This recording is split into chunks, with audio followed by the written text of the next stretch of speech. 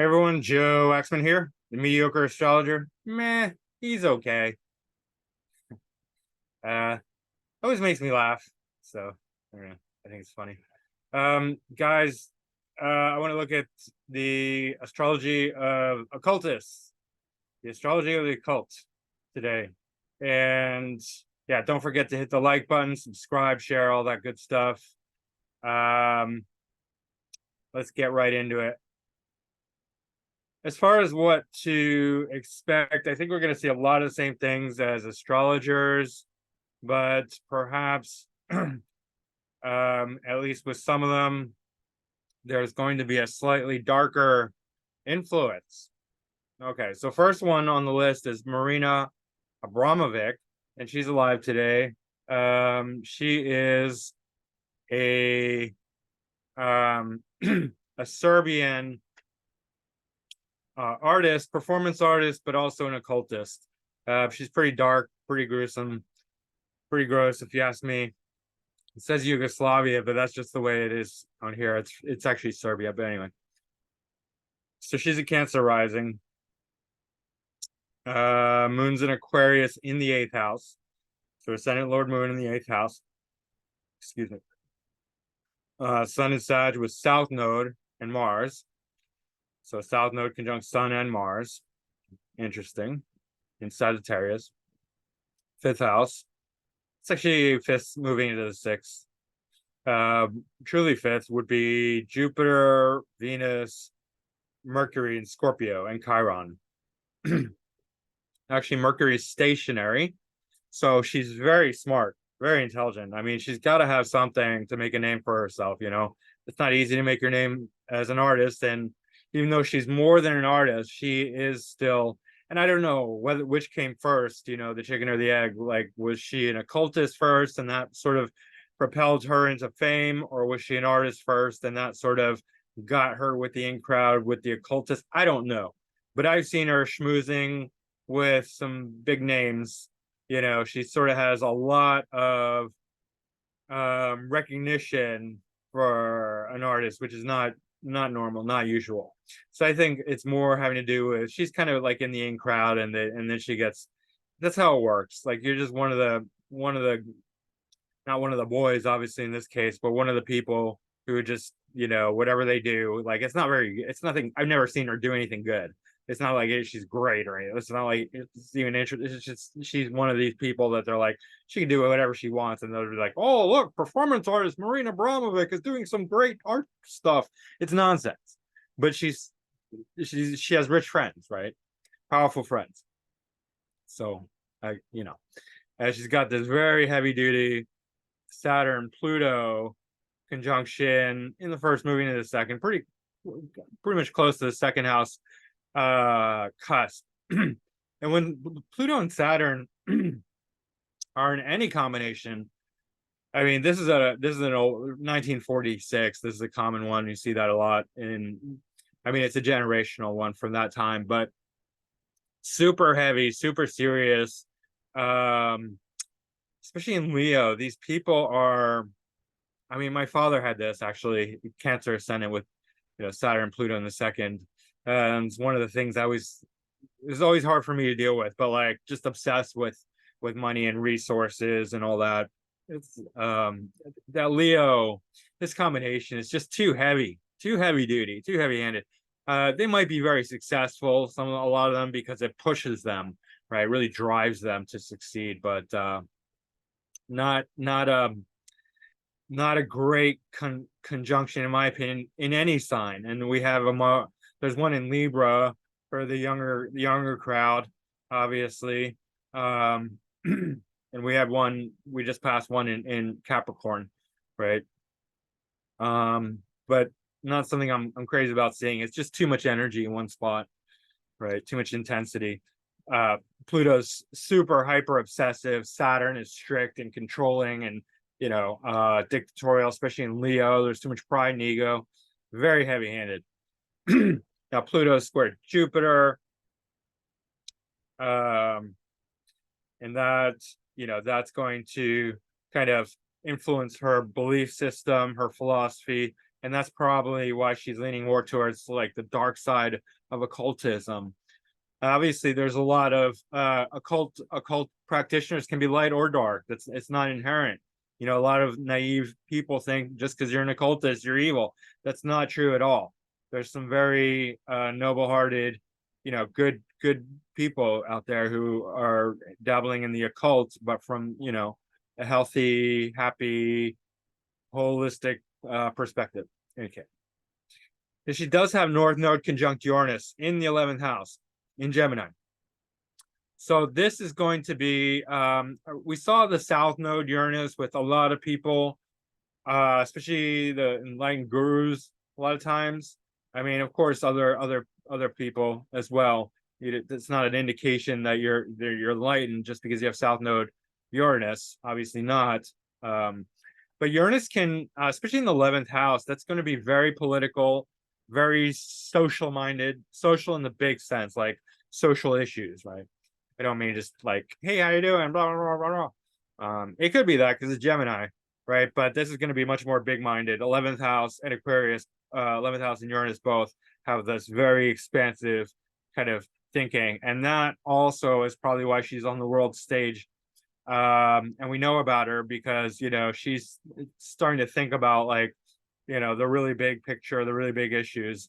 Maybe not in the best way, but it is there. Yeah.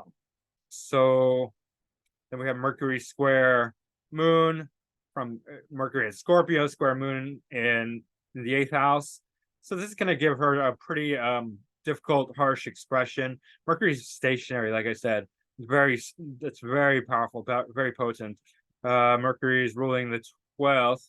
It's dispositing her North Node and Uranus. So 12th house, mysticism, sort of in Scorpio, especially in the 5th.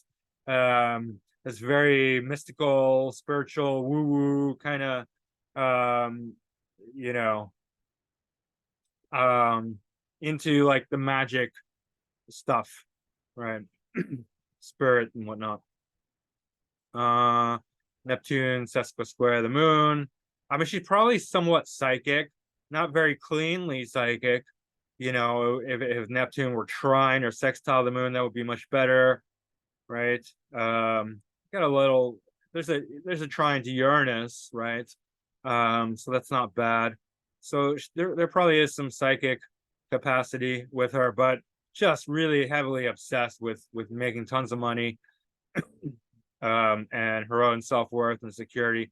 Also, this combination Leo just does like tremendously, that's not the right word. It boosts the ego to narcissistic levels. It's not a healthy combination, in my opinion. It's not easy to use. It's just too heavy. And it's in Leo. So these people just, especially in the 2nd house, they think like they're the best in the world, really. It's ridiculous. Quite obnoxious from what I've seen. In any house, it's going to do damage. It's just too intense. Let's see what else. So Saturn is ruling the 8th house. So that is, again, her value system.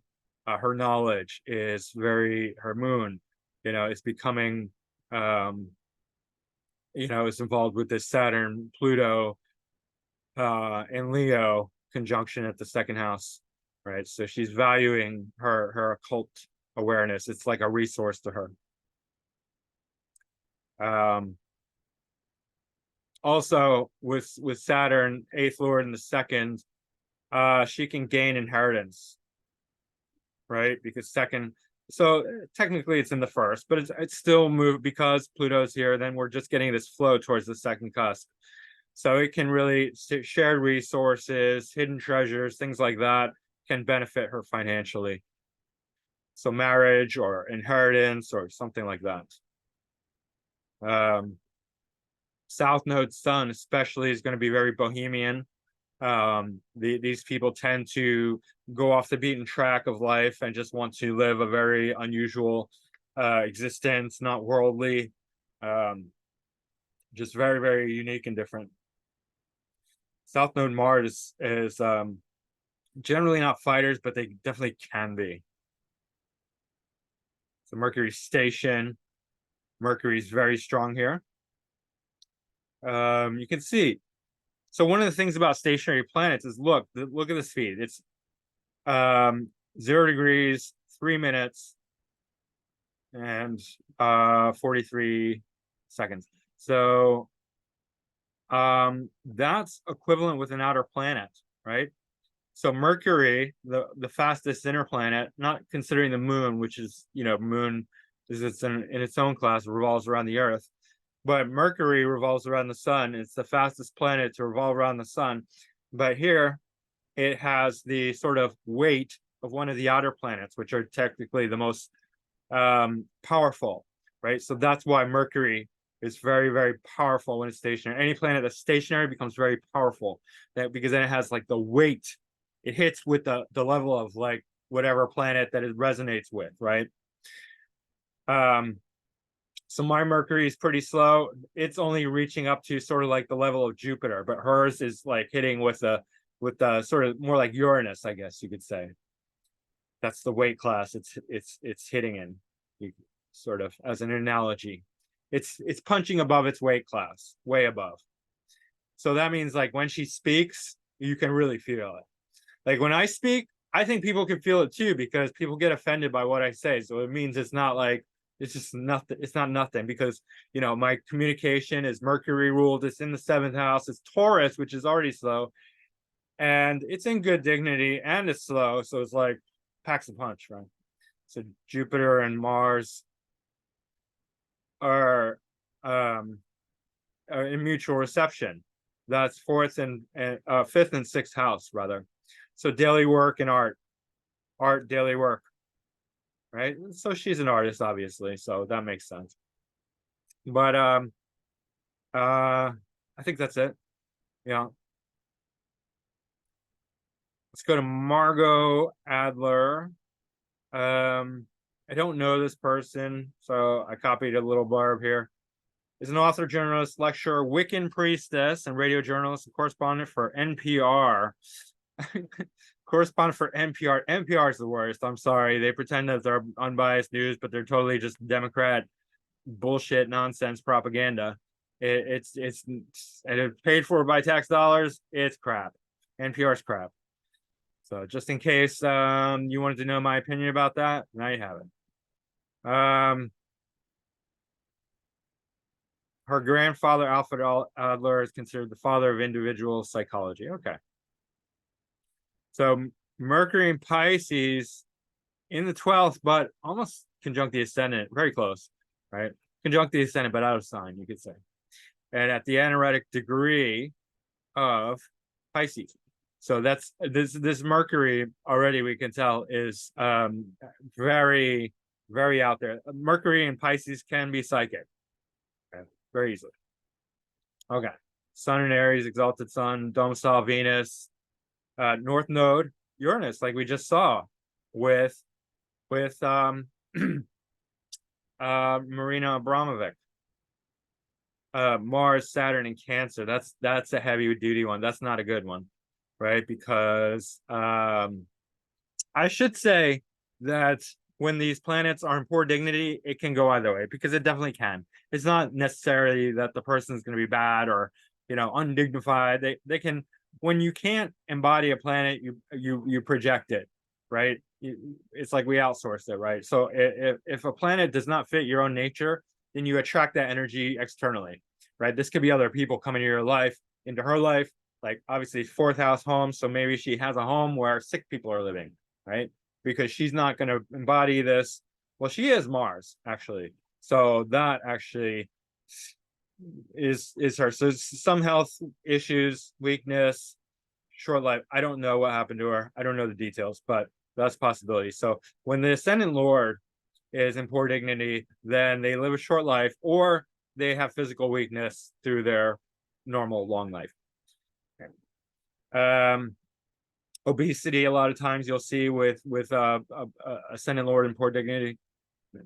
But Saturn would not be her. This would be an older, person who either she has to take care of, or is sort of a parent. It's 4th house, right? So parent, grandparent, aunt, uncle, family member who's going to be in poor dignity, either poor health or poor attitude, poor something, right? Not doing well for themselves. Fifth house, Pluto, Leo, retrograde. A lot of seventh house planet, Moon, Jupiter. That's quite excellent. Neptune. All right, so let's see here. So Mars is ruling first and eighth. So eighth lord in Cancer, conjunct Sun. And then Venus, the dispositor of the moon and all these other planets, Jupiter, is also in domicile. So there's almost like a mixed perception between moon and Venus, because Venus, it rules Libra, obviously also Taurus, but moon is exalted in Taurus. So there's a mixed energy here, mixed perception. That's second and seventh. So she's getting money, gaining value from her relationships and other people. We have the North Node Uranus already talked about. So Mars is square moon. Mars is square her moon. That's not very good. Not very good for relationships with mother, especially because she's Mars. She's Mars in poor dignity, except that moon rules Mars. So there's some conflict and then resolution, obviously, with Mars and Saturn, because moon. And then Jupiter as well. Jupiter is exalted. And that's actually mixed reception between Jupiter and Saturn. So it's not as bad as it seems, right? Because Jupiter is exalted in Cancer, Saturn is exalted in Libra. So what about the occultism? Well, the Cancer, obviously, and then the Mercury Pisces. It's going to be a really, first lord ruling the eighth house.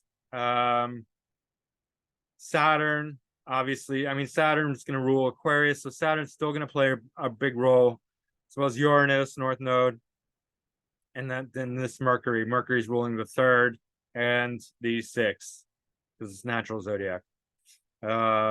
Fifth lord in the first. Oh, that's, full moon, actually. Big, bright full moon, exactly. Sun opposite Jupiter, Sun opposite Chiron. With both of these in the seventh, that's in the first. So she's very much a caretaker, teacher, healer. Also Neptune. Directly opposite, well, close to the descendant. Attracting Neptunian types to her. Let me just push more. So she's an author, journalist, lecturer, Wiccan priestess, and radio journalist. Yeah, she likes to talk to other people. She likes to connect with other people in mystical ways. Chiron, Neptune, Jupiter, Moon.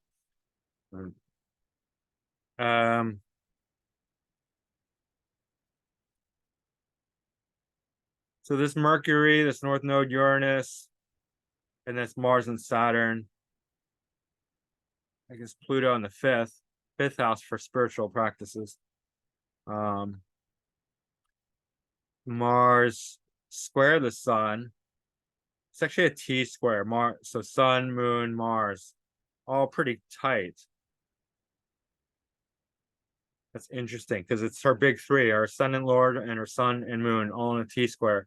So that is really going to give her this very kind of aggressive personality, especially when Mars and Saturn are in poor dignity. And there's some dignity, Mars is dignifying Sun, which is already exalted. Moon is dignifying Saturn and Mars. Saturn is dignifying Moon by virtue of exaltation in Libra. So there's some good dignity and bad dignity.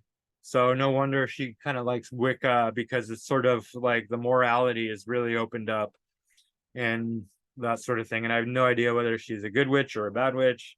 I don't know. She's a witch. But definitely a writer. North Node in Gemini, Uranus in Gemini.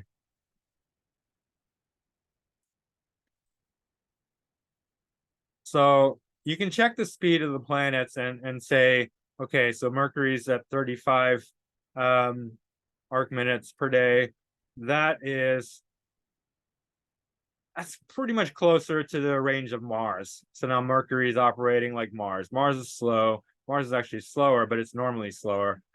And I'm not sure how fast Jupiter's normal speed is, but it's slower. And then you can see Pluto is quite slow. Pluto might be close to stationary, even though it's retro. So let's check that.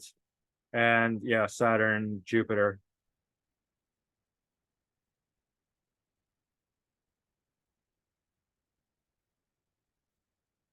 Yeah, 5 days from station. It's not too bad.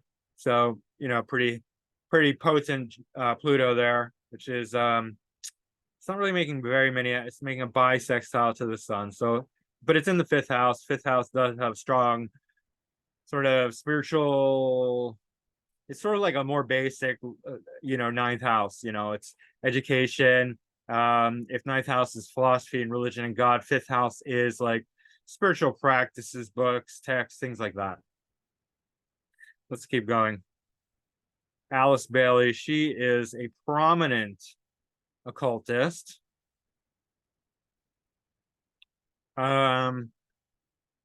Writer and lecturer on neo-theosophy, was born in England in 1880s. Alice Latrobe Bateman. She moved to America in 19th, where she spent the rest of her life. She was a prolific author on occultism and founded an international esoteric movement. She also influenced astrology. I'm not reading this, I just know. Esoteric astrology, I think, primarily. So Leo ascendant with Mars right in the ascendant. Mars right in the ascendant. These are doers. These are very active type people, initiators, right? Not one to sit on the sidelines. They take action. They make waves. They tend to get things done. Right? And Mars ruling the MC, so her career is, she's making a name for herself in her career, her public image. That's definitely true. And fifth lord. So remember everything I said about the fifth lord. In regards to spirituality, it still translates to occultism, spiritual practices, and books, and all that stuff. Sun's in Gemini with Venus. This will tend to make things more difficult. It's a good thing she has a strong Mars, similar to me, because Sun conjunct Venus in any sign is a little bit lazy. Good for artists, not good for intellectual pursuits. But a strong Mars will help overcome that. Moon's in Libra, so it's pretty much a trinal relationship, even though it's not by degree, by sign. Sun is her ascendant lord. That's in the 11th house. 11th house is going to be, again, the very abstract, high-minded thinking, very high level. Could be, obviously groups and networks, social issues, politics, those sort of things. Very big-minded. South node, Mercury, is going to be very, very intellectual, because it's sort of like they graduated the school of Mercury. So it's in the 12th house too, in a water sign. So that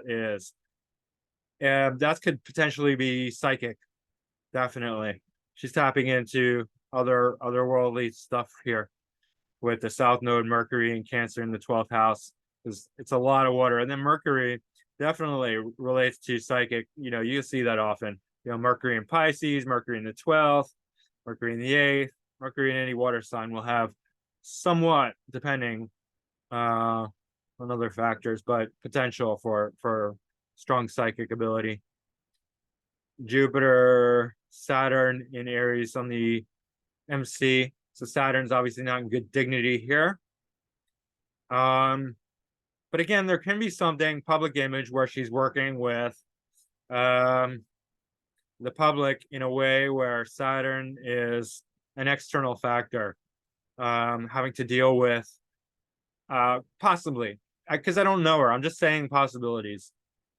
I know very little about her, but where Saturn is acting like a sort of an external factor, like an older person, boss, authority figure who's kind of a dictator, right? And this is Jupiter. It's ruling the eighth and the 10th career, mystical occult career. Jupiter also, it's the 5th whole sign house, so that still seems to make sense. It's in the 9th whole sign house. Right, disposited by Mars in the ascendant, right. But otherwise, and it could be mixed. Other times she could just be this Saturn, which is pretty much a dictator. Saturn in Aries says, my way or the highway, right? Because Aries is very selfish. Saturn is the law. Saturn is the authority. So selfish law is dictator, right? As opposed to Saturn in Libra, which is fairness, balance, good judgment, healthy, fair judge. It would be a Saturn in Libra type.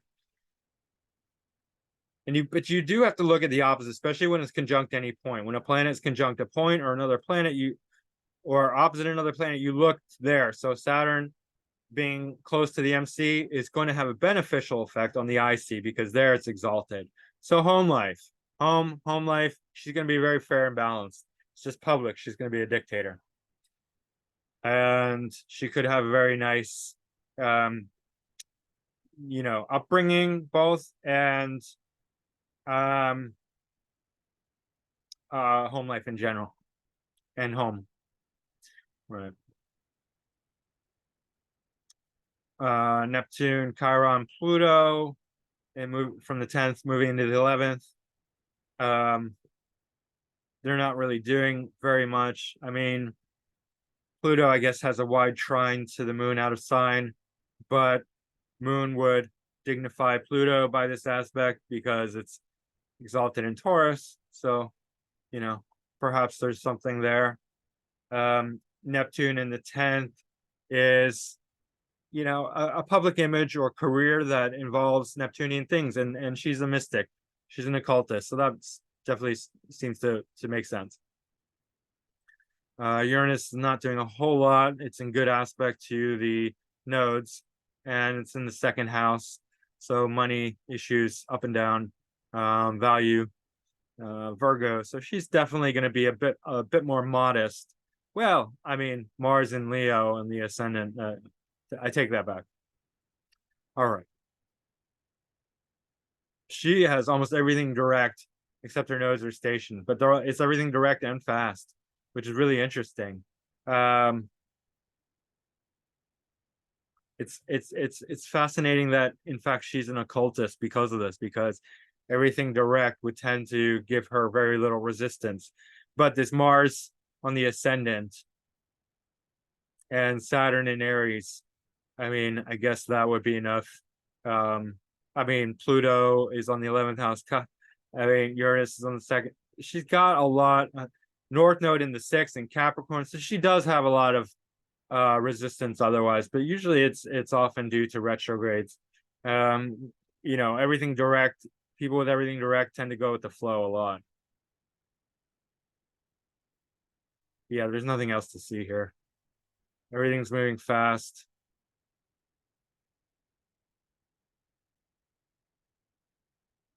Mercury's a little out of bounds. So she's very smart, of course. But in a very mystical way. And she was a founder of one of the originators, and that can definitely be a Mars thing on the ascendant, because Mars rules Aries. Aries initiates. So Annie Besant.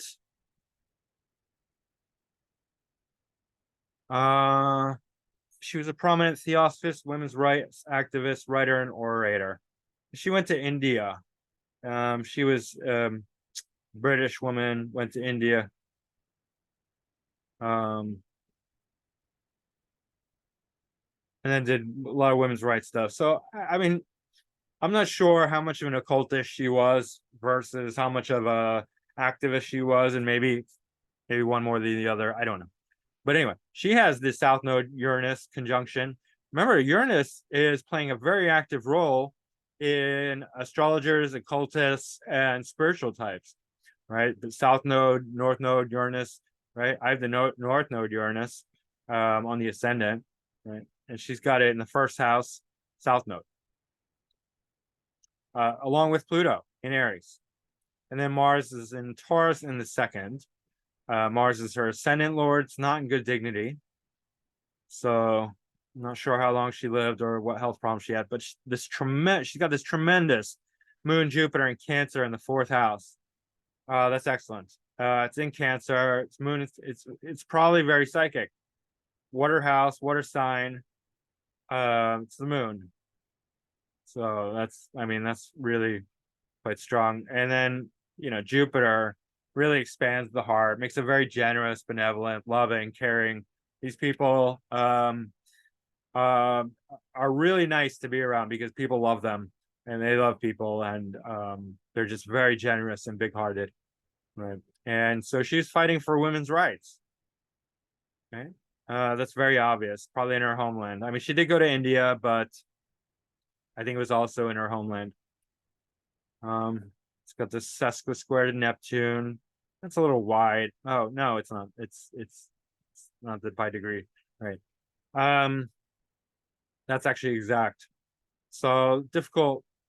The sesqui square is going to make it difficult to integrate, but that's still going to add to the psychic mystical potential of hers, adding to the mysticism.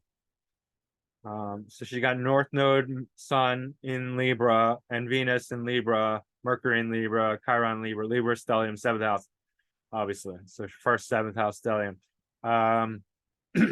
And North Node conjunct the Sun shows that a person is going to be very worldly, and gain, have a much easier time gaining success, because North Node grows whatever it touches. It wants the person to be obsessed with that, and it wants to expand it and grow it as their life progresses. And Sun is our connection to the world. Sun is our worldliness, right?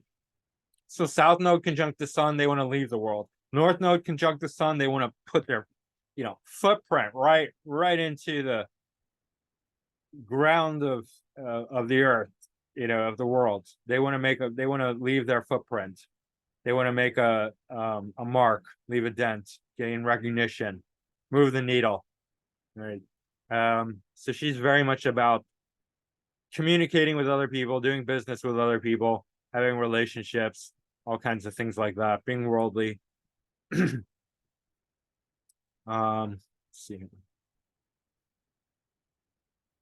Mars is the 8th lord. Jupiter's the 12th lord. Yeah, foreign things in the 4th, foreign homeland. That's definitely relevant. Saturn in Pisces in the 12th. This is going to be it's going to have a very watery, mystical influence. Saturn's still ruling Aquarius, so that's the sort of slightly more mystical side of Saturn, along with Uranus. So MC Lord and 10th and 11th Lord in the 12th. So a career that is both foreign and mystical, spiritual. Neptune is trine Chiron. Yeah, it's a little wide for Mercury, but it's still going to have that influence through Chiron.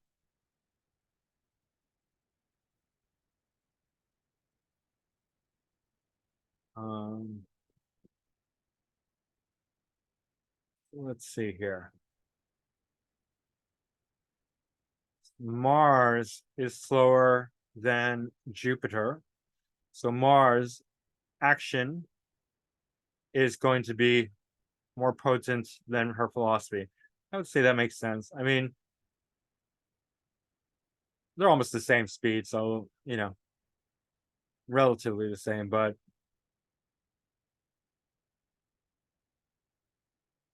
yeah. Node station, a lot of retrograde planets. So a lot of resistance, and she was an activist, a civil rights, a women's rights activist, right? So that's the kind of thing that a retrograde will do. Make you turn against, it could be yourself, it could be others, it could be other people against you, which it usually is. If you're against others, others tend to be against you, right? But the retrograde will make you turn back, turn against, Question yourself, question others. Saturn is in conjunct the sun, but Saturn is exalted in Libra, so not a bad in conjunct. Definitely a connection there, adding to the mysticism and whatnot. Algernon Blackwood. That is a very occultic name. Let's see. He's an English writer of fiction dealing with the supernatural. He's also a journalist and a broadcasting narrator. His work is more consistently meritorious than any weird writers except Dunsany's. And that short story collection, Incredible Event, maybe the premier work. Okay, so it's not really talking about his occultism, but I can assure you he was also an occultist. Well, I mean, relatively. I can't. He was on the list, and they said he was an occultist, and they had his birthday, right? So I took an internet list of occultists. So anyway, Scorpio rising, which is definitely, Scorpio is the main sign that you're gonna look to. Scorpio, 8th house, Pluto, but also 11th house, Aquarius, Uranus. Mars and Leo conjunct the North Node exact. So talk about ego. That's his ascendant lord. It's in Mars. It's in the 9th house. So venture, 9th house also publishing, philosophy, religion, education. And then we'll look to the sun. Sun's in Pisces with Chiron. So yeah, and Venus, exalted Venus. So yeah, very creative, but also very mystical. Uranus in the 8th and Cancer. That's going to be very, very sort of psychic intuition. Now his mind is going into very deep places, watery places, occultism, things like that. Saturn's ruling the 2nd and 3rd and the 1st. South Node Mercury in Aquarius in the 3rd house. That's going to be very strong as well for the very, very kind of abstract ideology, sci-fi type stuff.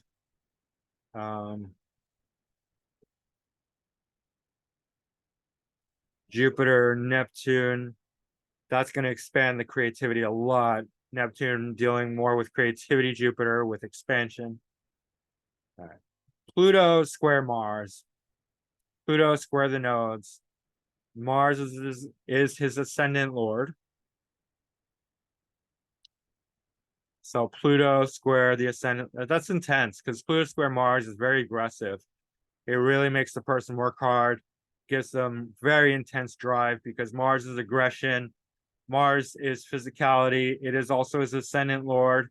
And Pluto is obsession and psychology. But the two together create a tremendous amount of drive. They both rule Scorpio. So both his co-ascendant lords are square each other. That's going to be a very hard, aggressive, hardworking, constant pressure kind of situation. Pluto is also semi-square the moon and Chiron. Moon is pretty much conjunct Chiron out of sign, but still. Moon is the 8th lord. So 8th lord, semi-square Pluto, again, bringing that. So Pluto has two main contacts. Well, both the nodes, the ascendant lord Mars and moon. So that's pretty interesting. So we're getting a lot of, occult influence, but as well, he was a fiction writer, so we can see that. South Node Mercury, Pisces, and 5th house activation.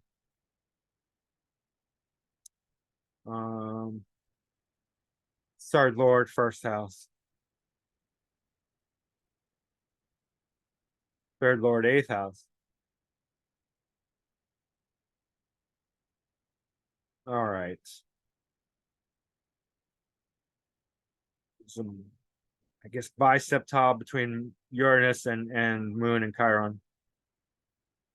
Yeah, biceptal. Yeah. Let's see here. Of course, he's got this grand fire trine, which is excellent for and a kite with the nodes. For passion, for leadership, boldness, that sort of thing. Inspiration. So Mercury's a little bit slow. There's Mars. Uranus seems quite slow. Let's check.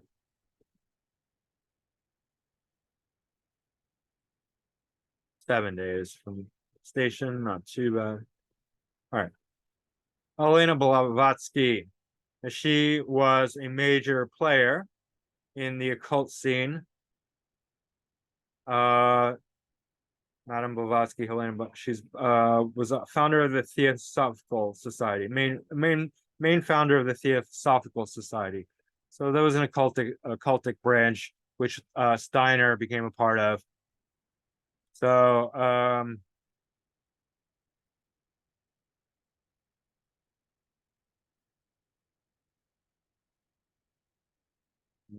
no, it's just family history. All right. North Node conjunct the Sun in Leo. So that's going to be excellent for being worldly, for gaining recognition, for just being a boss in the world. North Node conjunct the Sun. But then we get South Node, Jupiter, and Uranus in the 8th house in Aquarius. She was psychic.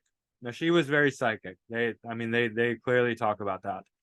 And that's largely due to this. South Node Jupiter, I have that.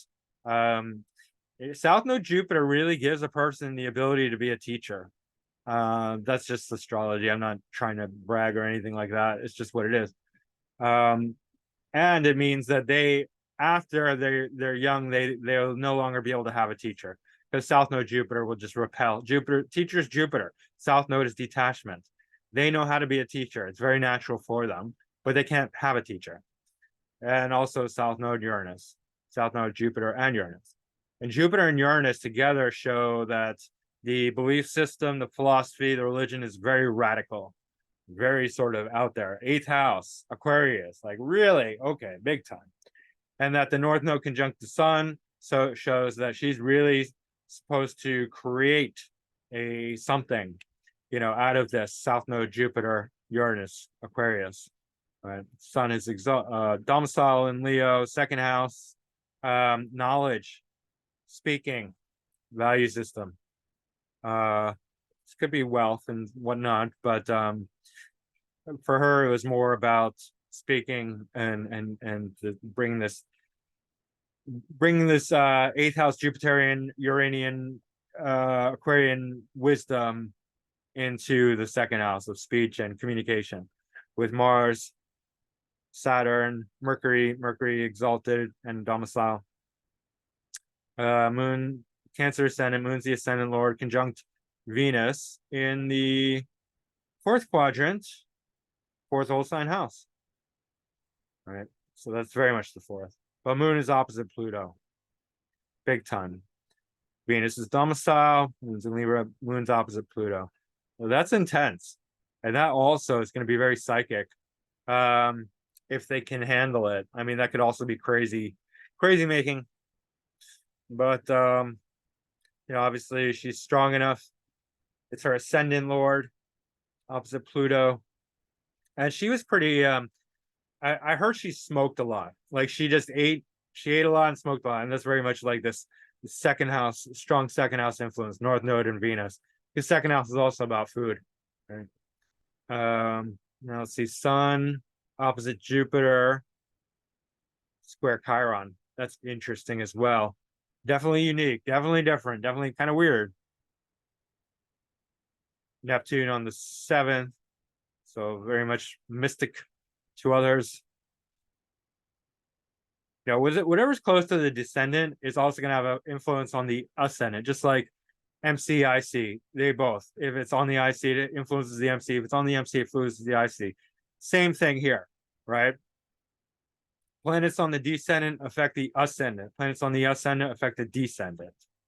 It's a reflection. And same with all of them, especially when there's points in the opposite. So like Sun opposite Jupiter. These are influencing each other. But that's not bad. Jupiter is expanding her sun, right? And making her smoke and eat and, just be like, excessive in that realm. And the sun is going to as well influence her Jupiter, probably make it bigger, brighter. Not necessarily bigger. I guess you could say bigger, but I mean the sun's very big, but bright, definitely full, right? Full Jupiter. It's getting the full light of the sun as well as Uranus in the 8th house. So mystic Saturn is the 8th lord. That's conjunct Mercury and Mars. Virgo. Virgo is very analytical. Let's see. Mercury's the 12th lord.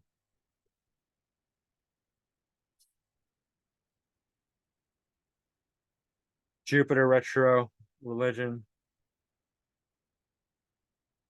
Definitely quite rebellious with Uranus retro. Everything seems pretty normal, whatnot. Her Mercury gets extra points because it has a triplicity, mutual reception. I don't know how much I value that, but they obviously do somewhat. Moon has a triseptile with Neptune, so adding even more mysticism to the mix. So yeah, I mean, very clearly we see this 8th house, South Node, Jupiter, Uranus retrograde, and then the Moon opposite Pluto. It creates a high level of mysticism. And then, speaking and writing, it's going to be, related to this very strongly. Yeah.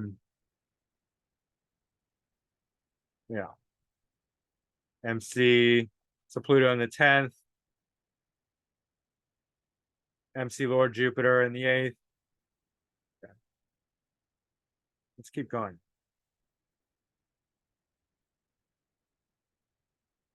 Paul Foster Case. Another person I don't know. Got him off the list because a lot of these birthdays, as always, a lot of these people, they either I can't find their birthday, it's not even on there, or it's not an accurate birth time. So it's difficult to get, good long list. But in any case, it's all right because then the video gets too long if I have too many people. Okay, so Paul Foster Case was an American occultist, author of numerous books on tarot and Kabbalah.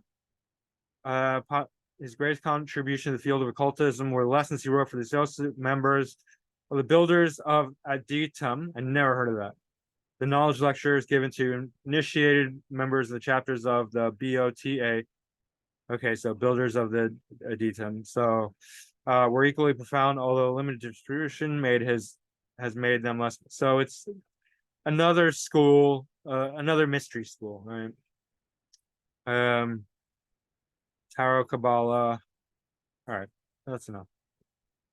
So tarot and Kabbalah, and he founded.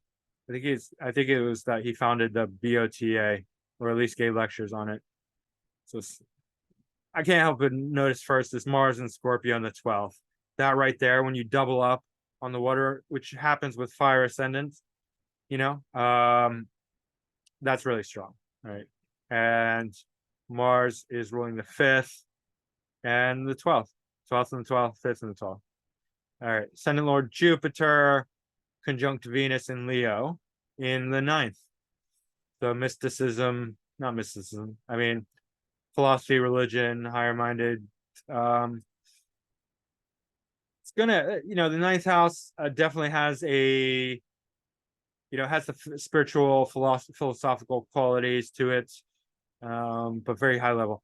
And then Mercury conjunct Uranus in Virgo so MC Lord conjunct the MC by 1 degree in domicile, in exaltation, conjunct Uranus. So this is a very powerful Mercury. It's angular, it's in good dignity, and it's conjunct Uranus. So brilliant, right? North Node conjunct the Sun, same as Helena Blavatsky, right? She started Theosophy, he started BOTA. That's really interesting. and then a powerful Mars, right? For the initiation, the 12th house, mystical. Nothing in the 8th house, moon's ruling the 8th in Pisces, conjunct the IC. So that also is going to be, very mystical, intuitive. Moon's in a water sign, ruling the water house, in water house. Definite, strong intuition there.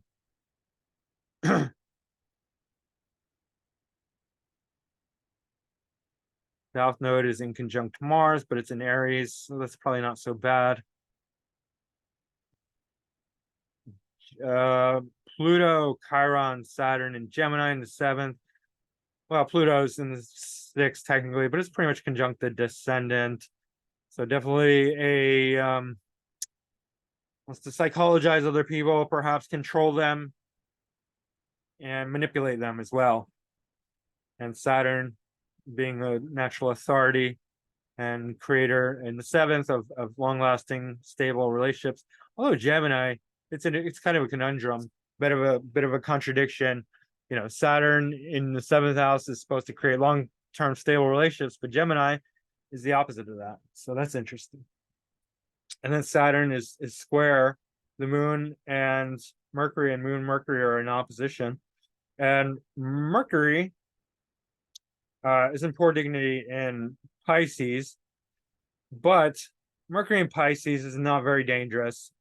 This will actually probably make her more intuitive, right? Because Mercury in Pisces tends to be not, like logic is not usually their strong suit unless it's Mercury stationary.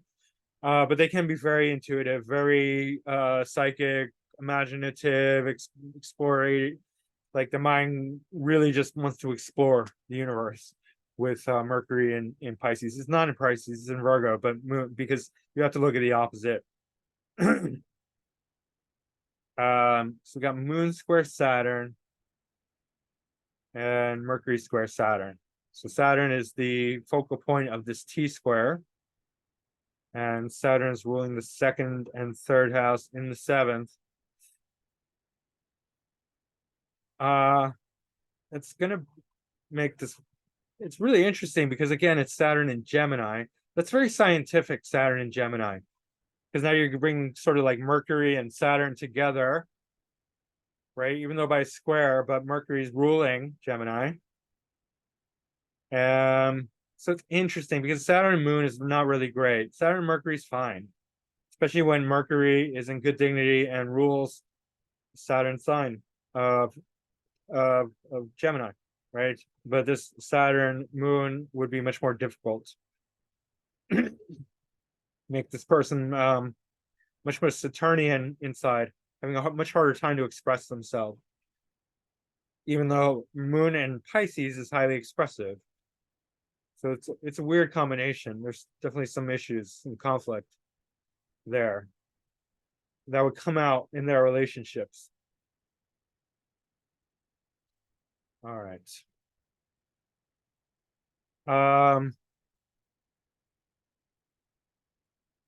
Yeah, very brilliant man. And much more intellectual than sort of creative or artistic. Yeah. Excuse me. Mercury's kind of slow. It's about as slow as Mars.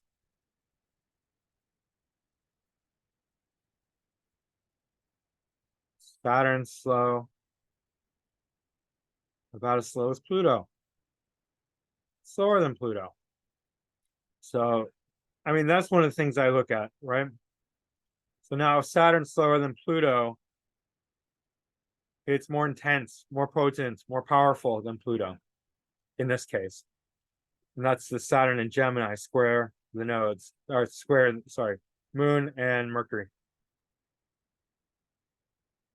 And then Venus and Sun have a reception, mutual reception, not by degree, but that would be 9th and 11th. lords.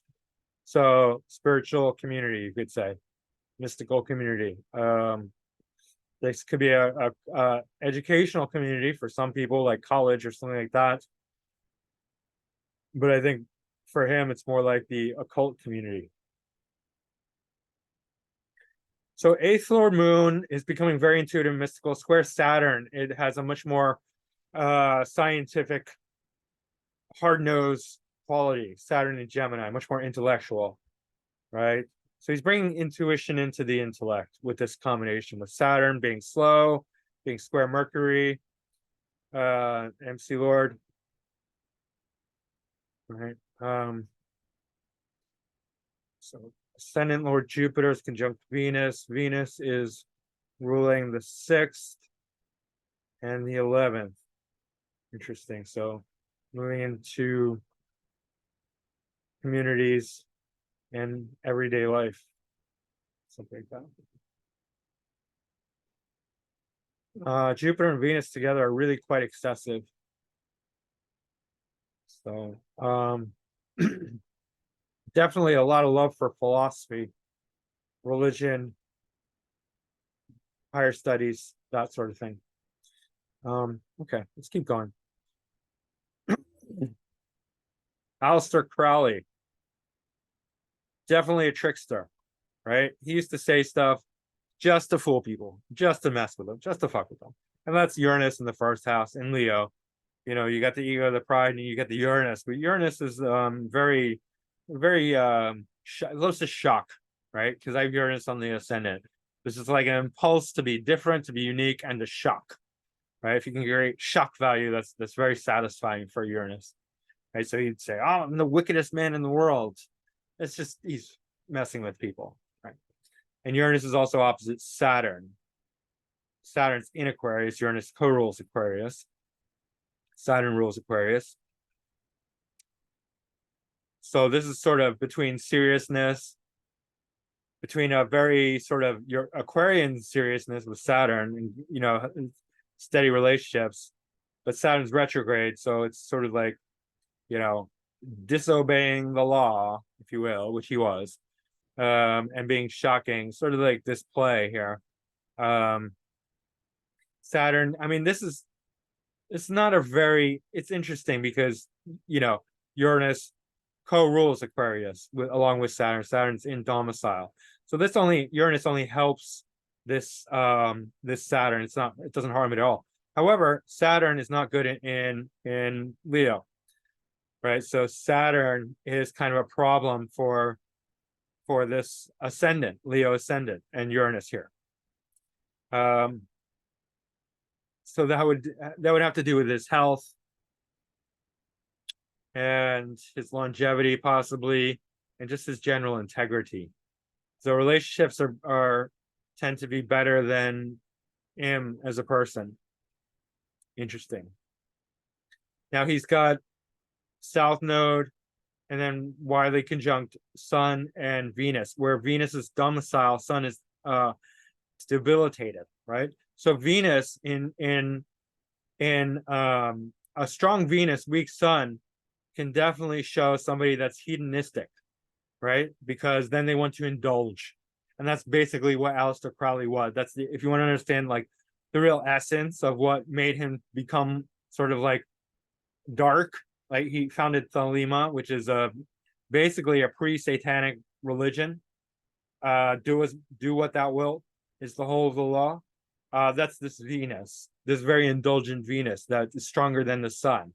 The sun is very noble, right? The sun is very not necessarily good, but when it's in good dignity, it definitely has honor and nobility to it.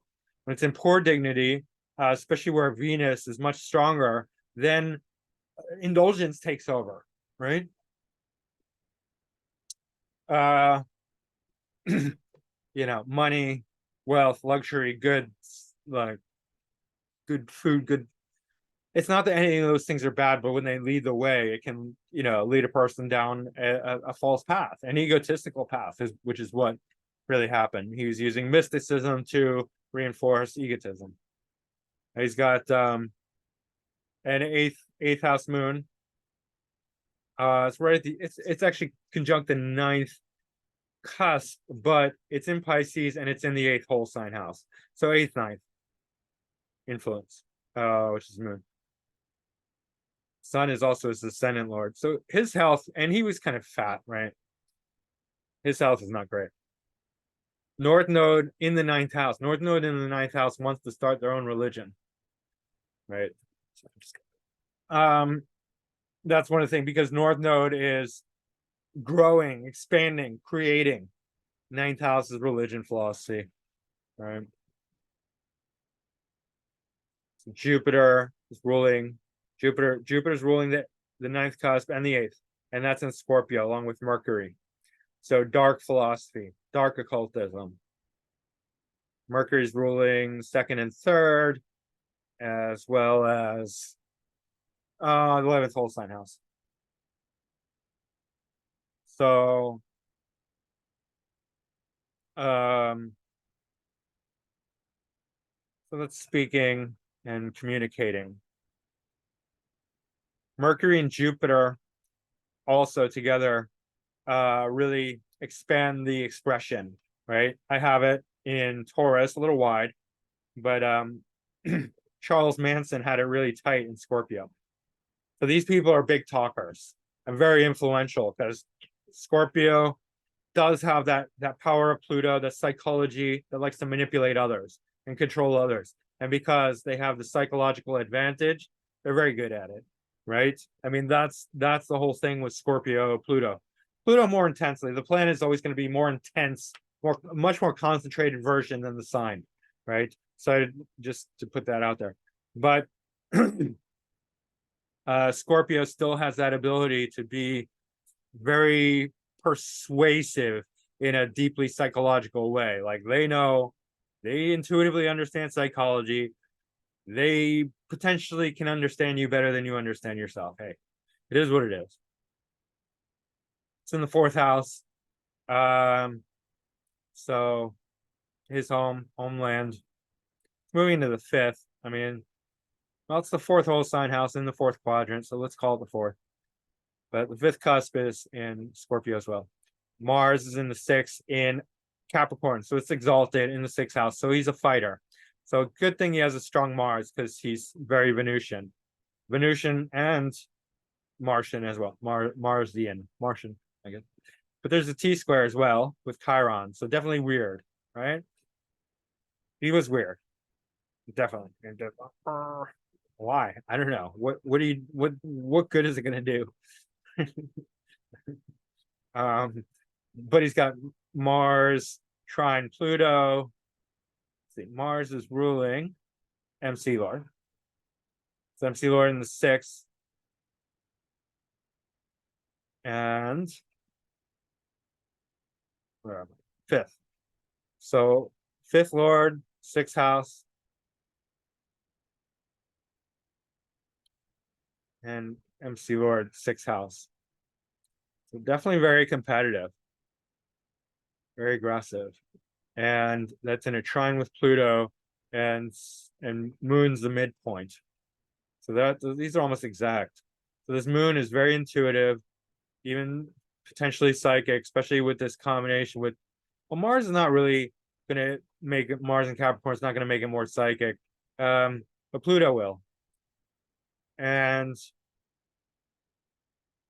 Mars is going to definitely make it more it's aggressive, but it's it's not a bad aspect. So it's, healthy aggression, healthy action taking. I mean, he did start a whole religion. That's not an easy task.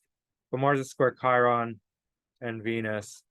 Mars square Venus definitely shows some sort of tension with his own inner sexuality, right? And I think that's the case. I'm not exactly sure on the details, but there's some tension between his, he's going to be more Venusian because that's closer to his sun, and sun's his ascendant lord.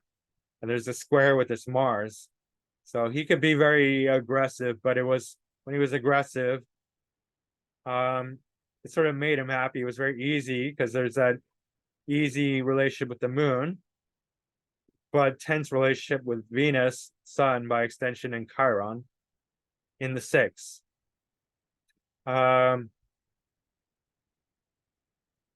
Yeah, so he wasn't nourishing his Venus when he got angry, when he got aggressive, but certainly his moon. So it's interesting. And then Moon and Venus are kind of at odds. They're in conjunct, but Venus actually exalted in Pisces, so not too bad.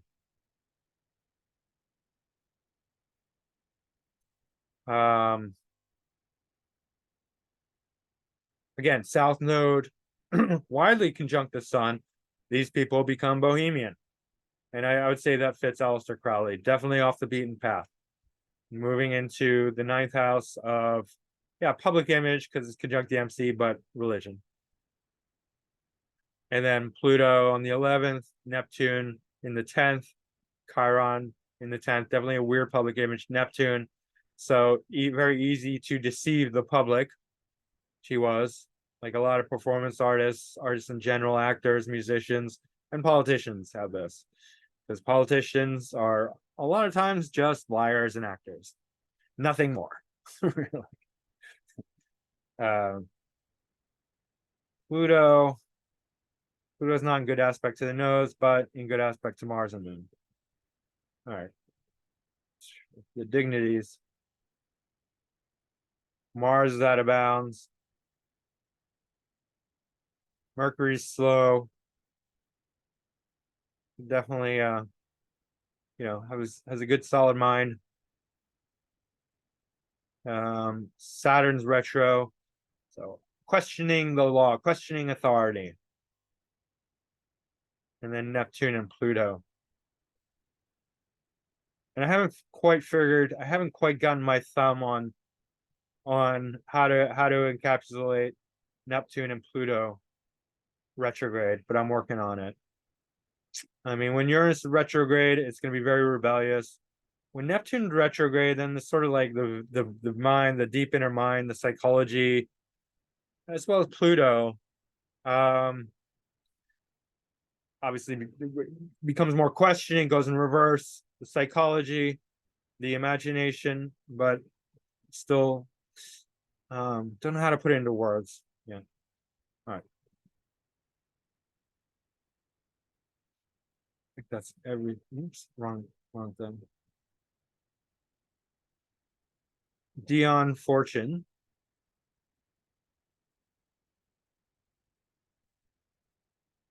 All right. Better. All right. Dion Fortune was not a real name. Violet Mary Firth Evans. British occultist and author. Her pseudonyms were inspired by her family motto, Dio non fortuna, Latin for by God, not fate. Early life. Okay, we're just gonna skip that. Wales. She's Welsh. All right. North Node, Pluto, Neptune. I just went to my 9th house. I just went to that right first. So 9th house, North Node, Pluto, Neptune. Definitely philosophy, religion. Wants to create their own religion. Don't know that she did or not, but South Node, Venus, Sun, Mercury. Interesting. So definitely leaving behind the mundane, the worldly, for the occult, esoteric, psychological, mystical, woo-woo, but with a Gemini logical mind frame, capacity, context. Libra ascendant. So South Node, Sun, ascendant. So again, interesting. Sun, Venus. Neither are particularly strong in Sag or weak. They're both fine. But Sun, Venus. So same as Aleister Crowley. But then the South Node also as well. But South Node, Sun, and Mercury. South Node, Sun especially. So again, Bohemian, leaving the worldly life for mysticism, philosophy, religion. MC Lord, Moon in first whole sign house, but clearly in 12th quadrant. So again, a career, public image, public um, public life in the 12th house of foreign things, but mystical, hidden things. Saturn square the nodes, really. Saturn ruling 4th and 5th lord. Jupiter in the 5th in Aquarius, along with Mars. So Jupiter in the 5th is one of the common, and it's perfectly trying the ascendant, one of the very common qualities that we saw, combinations that we saw for spiritual teachers.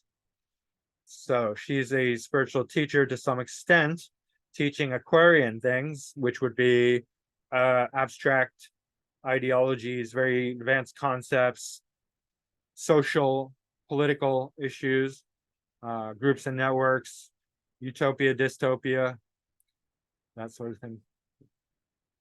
Jupiter, trine, the North Node, Pluto, and Neptune, and Mars, wide, but still. And that's part of a grand air trine. So very, very intelligent. By the way, I tend to like Jupiter and Aquarius a lot. These people are quite brilliant usually and have great sort of understanding of higher things because it's the Jupiter Aquarius, 9th house meets 11th house sort of thing, or 12th house meets 11th house. Just very high-minded, usually quite brilliant. Venus is the 8th lord, it's conjunct the sun and the south node. Mercury is the 12th lord, conjunct the south node, widely, but still. In the 3rd house. So definitely a lot of writing, communicating ability. Uranus is still in the 1st, a little wide from the ascendant, but still. It has a semi-square to the sun, which is it's still a connection, not an easy one, challenging one, and to the node. Check. Mars in Aquarius, I think, is quite good too. These people actively take a physical approach to sort of Aquarian things. So gadgetry, Mars in Aquarius loves sort of like technological gadgets. Not that that was available to this person back then. So Venus is retro, so and pretty slow, not super slow. Nodes are stationed. I wonder if that makes them more powerful, but not as much, not nearly as much, because the nodes are just constantly wobbling. They're always going back and forth. So I think that's the whole point of doing the mean nodes versus the true node. But I still use the true nodes because maybe it means something. And still, the verdict is still out, at least for me. So Venus is their 8th lord, and it's retro. So the sort of 8th house topics are going to be questioned.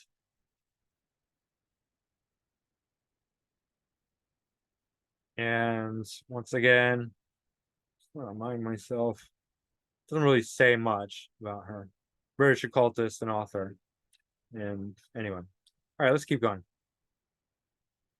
Manly Palmer Hall. He was a very famous occultist on the good side of things. Like he was really for the evolution of the soul, and very prominent, prolific author and speaker, well known.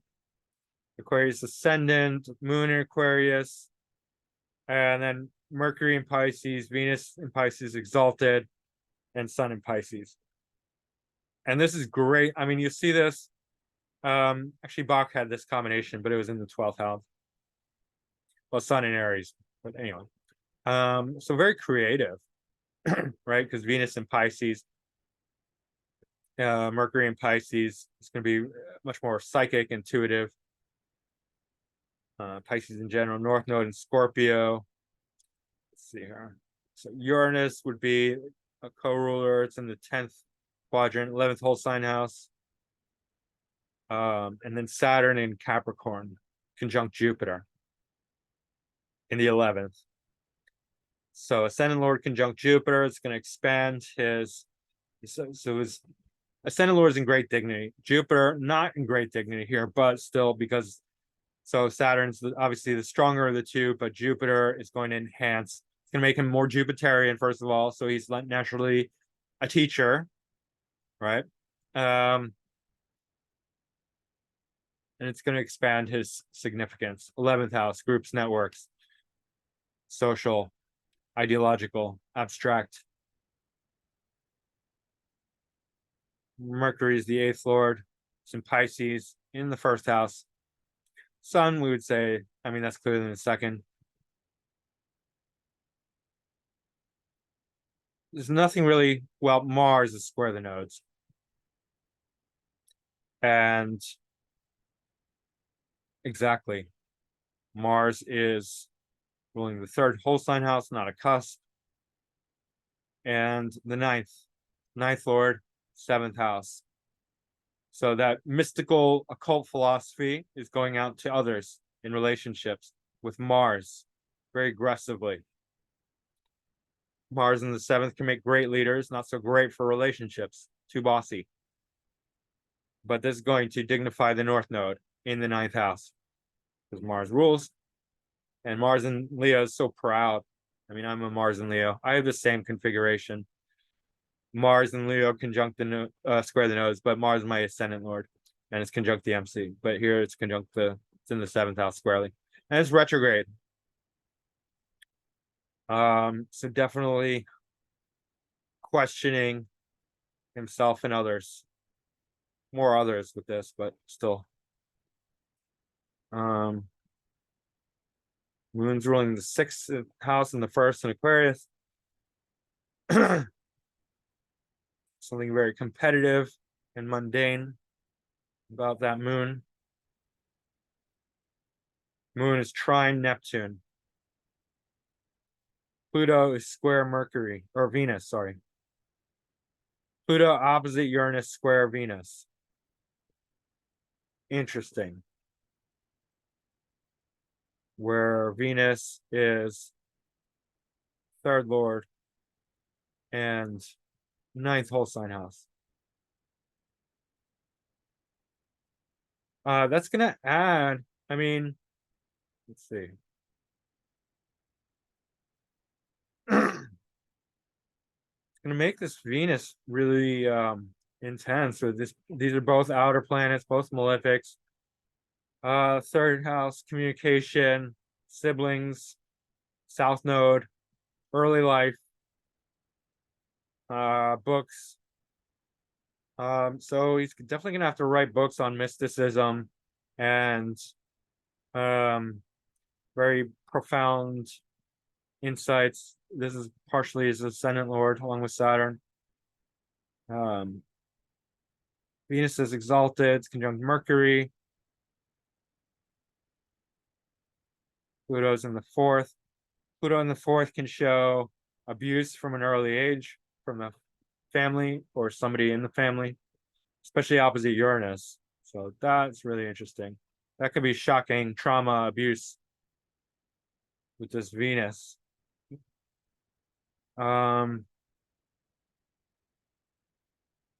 It could be him who's abusing somebody else because he's not Venus. Venus is the 3rd lord and the 9th whole sign house. It's not really, but the 3rd lord could be siblings.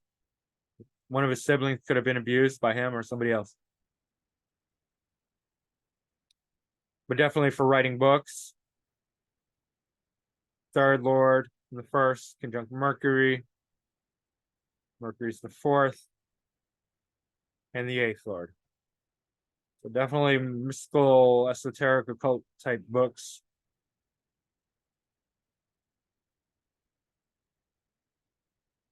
So Mercury's retrograde and quite slow. You see slower than Venus. Venus almost as slow as Mars. Not quite as slow as Jupiter.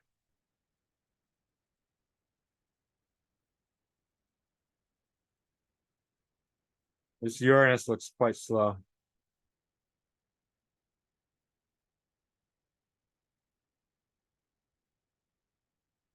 4 days. So it is pretty close to stationary, in fact. It's Uranus. So that, again, tying into the third Lord Venus, exalted, opposite Pluto. So very potent sort of realizations. Uranus is not derivative at all. Uranus will always produce its own thoughts. Okay. So this T-square, obviously conjunct Mercury, Pisces, that's going to be very prominent for the occultism. So is this North Node. So is 11th house. Even if it's in Capricorn, it still shows that he's a group leader and going into abstraction. Of course, Aquarius ascendant, even more so. Anton LaVey. Now, this guy founded the Satanic Church. It's almost similar to, wow, that's really interesting. Similar to Manly Palmer Hall, just he was a lot more negative. Aquarius ascendant, Saturn and Capricorn in the 11th. Right? If I wrote anything or copied it. No, he was an evil man. Wicked. All right. Aquarius ascendant. And then Mars is in Pisces, so bit of mysticism there. It's trine Pluto in Cancer. Uranus in Aries, Sun in Aries, Sun conjunct Uranus, Mercury conjunct North Node, conjunct Venus, conjunct Chiron. And what do we say about Venus, especially when it's in domicile, and then North Node? So this expanding of this Venus, right? Aleister Crowley, who started Thelema, North Node 9th house, but so Anton LaVey has South Node 9th house, Scorpio. North Node Venus, the indulgence. Venus is very strong here. I mean, Sun is strong. It's not weak like it was with Aleister Crowley, but this North Node conjunct Venus shows real indulgence. Venus is ruling the 3rd house, so intellect, writing. And it's not really ruling a cusp here, but it is the 9th whole sign house. And it's taking up most of the 8th quadrant. So I would say it has more 8th house energy, but you could say 8th, 9th. Moon is pretty much, it's not in the 8th house, but it's in the 8th whole sign house, and it's conjuncting the 8th cusp. So Virgo moon, very analytical moon, very sharp, critical moon, intellectual moon, conjuncting the 8th house cusp. So definitely some level of intuition there. Neptune in the 7th, fooling people, right? Neptune tends to fool people. And it is trine Mercury. So, wow. And Mercury rules Virgo. So definitely his communication is easy to fool people. So he's a liar. He's telling lies, for sure. This Mercury trine Neptune exact. Mercury is dignifying it. Even though it's dignifying it, I mean, it's still, maybe he thinks he's telling the truth. And I heard an anecdote about Anton LaVey that when he died, like he was sure that like his philosophy, like you could be wicked your whole life, but I can't remember his philosophy because it's just ridiculous.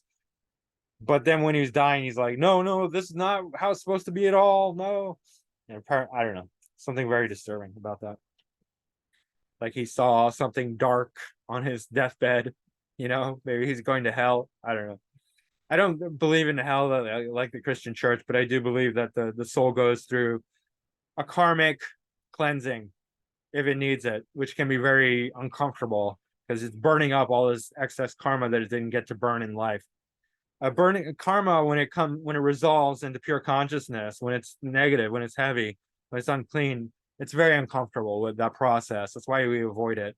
Nobody wants to come clean. Nobody wants to resolve their karma because it's painful, right? It takes effort. Saturn square Uranus. That's gonna be pretty aggressive, very rebellious. Because Uranus is independent, Saturn is law and authority, and these are tightly Especially because Saturn's in really good dignity here, and Saturn is the ascendant lord. Well, Uranus is also the ascendant lord, but Saturn is not in good dignity in Aries. Sun is, or sorry, yeah, Saturn. So this influences this Uranus. So something about the way he thinks, his mind, it's not going to be the Saturn's damaging it, because it's that square and the dignity of Saturn in Aries. It's bringing down the dignity of this Uranus. So it's not very good.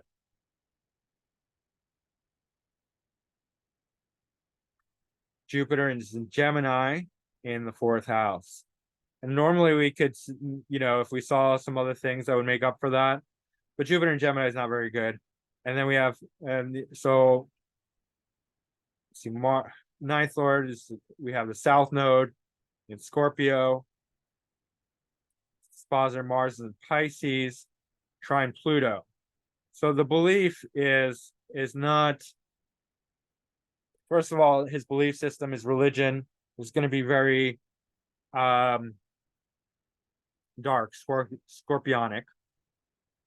And the South Node shows that there's a past, a familiarity, like he's very familiar with religion and philosophy, past life, past South Node. But he's also detached from it. His real interest is North Node Venus. So egotism, money, food, power, not power, but wealth, resources, security, Venus and Taurus. But the Mars and Pisces trine Pluto and Cancer, that's very mystical, because Mars is ruling the 9th lord. Pluto is co-ruling the 9th lord. They're trine, they're in good dignity. It's the 5th house, 1st house.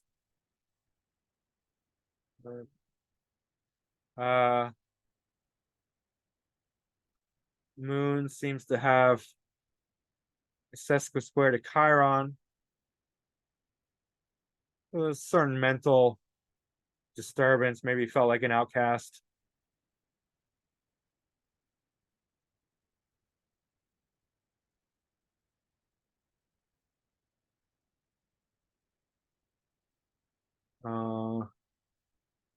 Everything seems to be normal. Saturn's a little bit slow.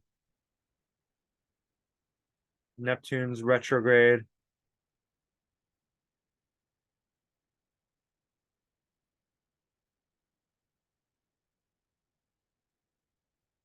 Moon, Mercury, mutual reception by exaltation. Yeah, not by degree. So it's not a very strong one, but can't say the 3rd lord and the 8th lord are trading places. So that makes sense. The intellect, the occult, books, that sort of thing.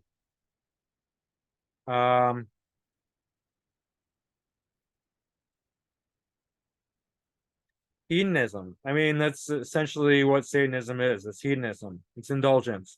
It's all about benefiting the ego and sacrificing the soul. All right. Sybil Leek. I have a feeling like I'm taking too long on each one. Okay. Was an English witch, astrologer, psychic, and occult author. She wrote more than 60 books on occult and esoteric. She was dubbed Britain's most famous witch by the BBC. Okay. She's a British witch. Scorpio rising, of course. And Mars conjunct Sun in Pisces, along with Moon and Chiron in the 4th, 5th. So that's very prominent. That's very strong. Moon's the ascendant lord, conjunct the Sun. No conflict there, except that it's combust. But Sun conjunct Mars generally has some good qualities, because Mars really makes the Sun very active. Sort of like Sun in Aries. These people are go-getters. Very active, very aggressive. They really do things in life. They're not couch potatoes. Then we have a very strong, so 8th house, 9th house. Pluto retrograde in Cancer, 8th house, very mystical. South node, Cancer, 9th house, again, same as Anton LaVey, South node, 9th cusp, water sign. Saturn in Cancer. Saturn in Cancer is not in good dignity. North node, Capricorn, 3rd house.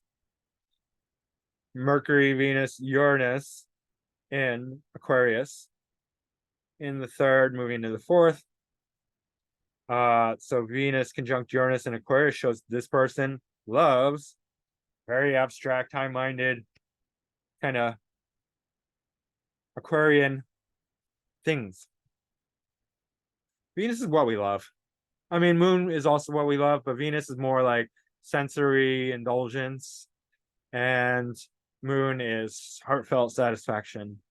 So very mystical, high-minded. The intellect, the high mind, and the high heart, I guess you could say. It's Pisces. It's the dissolution. It's the final stage of the cycle. But then we always restart, re-begin. Jupiter's in Taurus in the 6th. Service to others. All right, so we're seeing a lot of this witch stuff here. I mean, North Node, Capricorn, 3rd house, not as much, but definitely for writing, that's excellent. Let's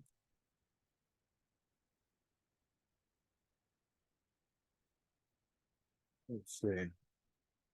Mercury square the ascendant. I think that's probably good overall, because Mercury contacts to the ascendant tend to work quite well.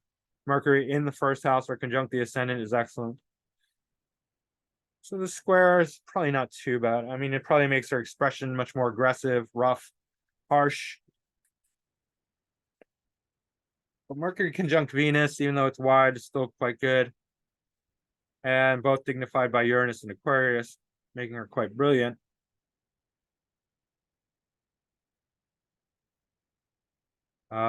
Fourth, 5th house Pisces.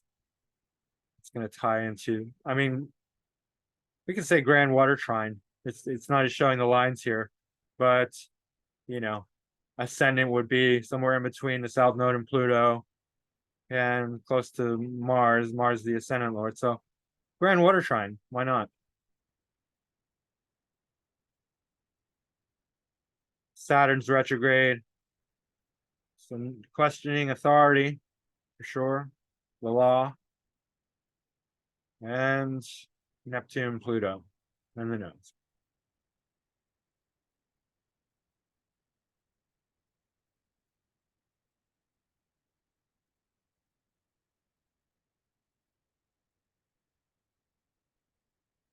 Jupiter square Neptune in Leo and Taurus. It doesn't seem too bad. The Saturn's not very good. Saturn's ruling 4th, 3rd, and 4th. Interesting. So it's going to benefit actually the 3rd lord, because it's right across. So something about her religion, her philosophy was not very dignified with Saturn here. But nonetheless, mystical. Strong grand water trine.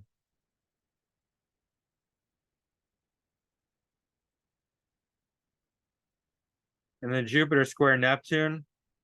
I think that's probably going to make her a bit delusional as far as her philosophy goes. Definitely mystical, but also probably prone to fantasy.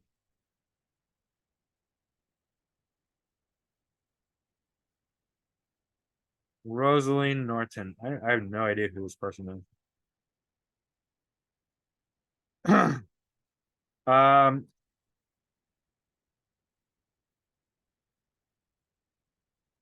Who used the craft name of Thorn, was an Australian artist and occultist in the latter capacity, adhering to a form of pantheistic neo-pagan witchcraft, which was devoted to the god Pan. She lived much of her later life in the Bohemian area of King's Cross, Sydney, leading to her return. The Witch of King's Cross in some of the tabloids and from where she led her own coven of witches. So she's a real witch. Leo ascendant with Neptune, Mars, and Saturn from the 12th house. So seriously mystical. Mars says aggressively mystical. Mars, Saturn, exactly conjunct in Leo. 11 degrees, and then Neptune. And then Jupiter is right in the MC in Mercury, but stationary. Right? So the stationary trumps the poor dignity. It's powerful. It's powerful Jupiter. Might still be having poor dignity, but it's very it's stationary. And then South Node, Cancer, Pluto, exact. Big time. She's very, very 11th house. So group. So Coven of Witches, right here. South Node, Pluto, Cancer. Definitely. Right. North Node, Capricorn, 5th house. Uranus, Aquarius, retrograde descendant.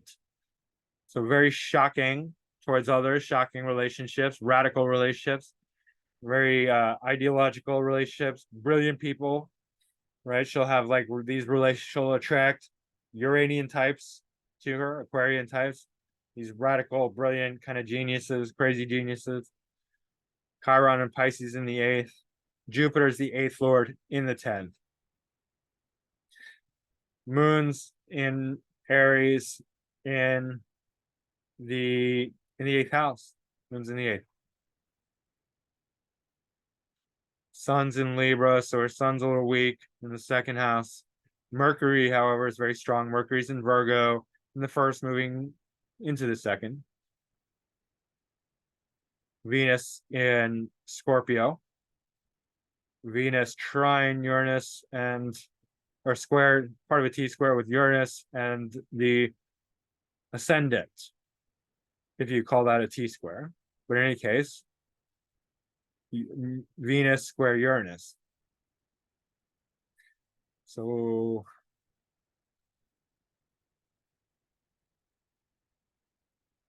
her likes and dislikes are very radical, very extreme. As a woman, she is becoming very extreme and dark and radical. It's just adding to this whole notion of being a witch. Venus and Scorpio, very intense desires, intense relationships. It's not ruling the 7th lord, but it is Venus. Intense indulgence, intense communication, dark, somewhat not very dignified, because Venus is in detriment in Scorpio, but very smart. Mercury's in conjunct Uranus, and because of the nature of Mercury and Uranus, that's definitely going to make her like a somewhat of an erratic genius, kind of, because they're both in really good dignity here, but there's like this kind of like power struggle, if you will, with the in conjunct. So bouncing off, Mercury, then Uranus, Mercury, Uranus, kind of crazy minded. And then sextile Mercury, also in conjunct Moon. So definitely a bit nutty, bit weird, nutty, brilliant, weird, because they in conjunct with, they call it, so people call this a yod. People get very excited when they see a yod, but a yod is just 2 inconjuncts and a sextile. So her moon has a good relationship with Uranus, which makes her very abstract, kind of crazy, but genius. And then both in conjunct this, very analytical, very sharp-minded Mercury. So she's going back and forth between this inspired moon in the 8th house, Uranus in Aquarius, and Aries moon, this very like very inspired, very highly charged, right? Electric moon. And then this very sharp intellect.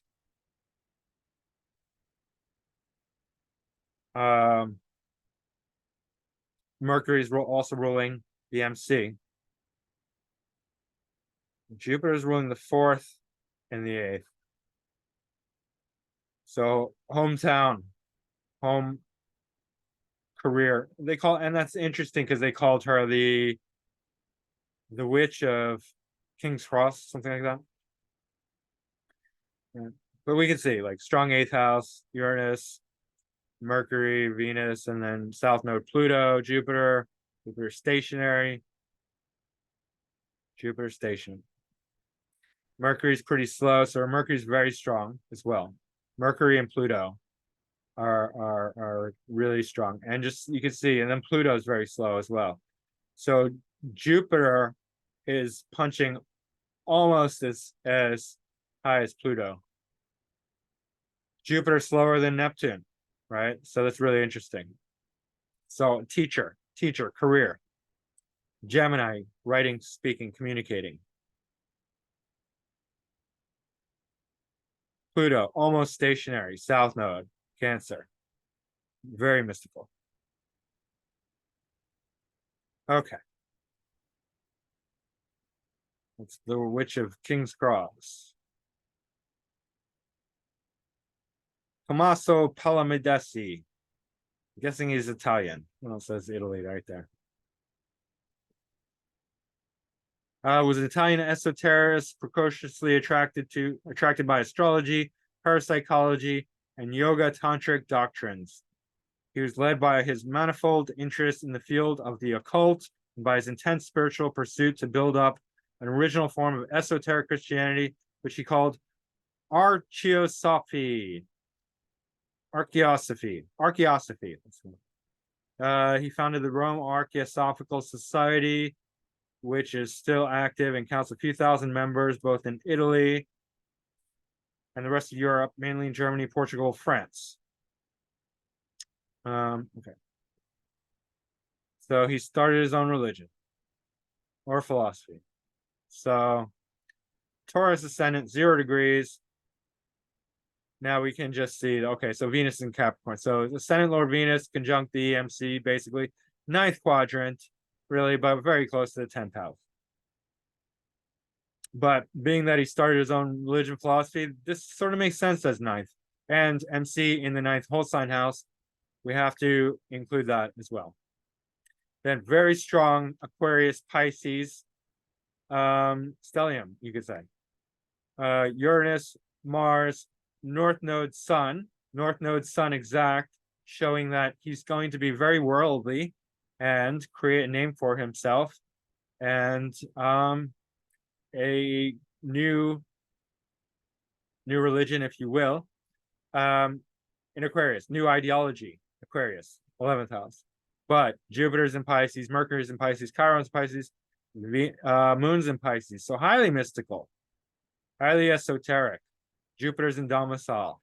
Mercury is debilitated and detriment and retrograde, but good for psychic, especially with Jupiter here. And Chiron and Moon, right? Moon also has very strong psychic qualities. Chiron as well. Chiron, let's not forget, people get caught up in the wounds, but he was a healer, he was a teacher. He was an astrologer. He was a shaman. Okay. Pluto in Cancer, Saturn and Gemini, both retrograde, Neptune and Cancer. Pluto, exactly sextile the ascendant.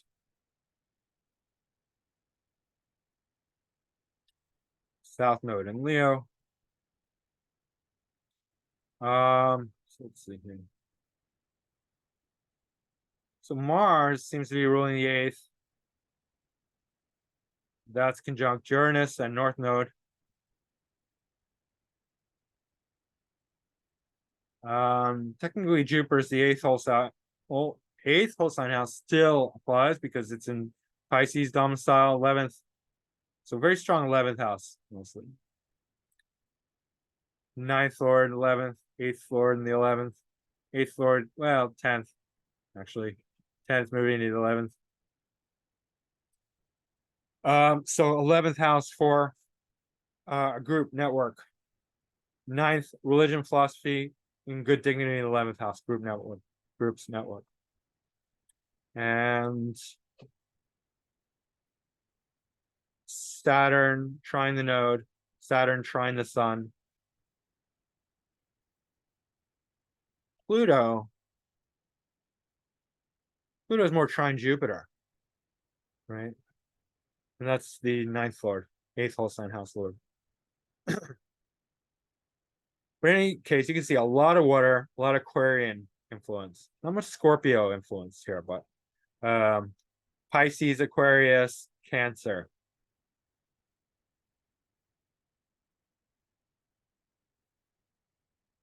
Mercury retro. Kind of slow, not too bad. Nodes are stationed.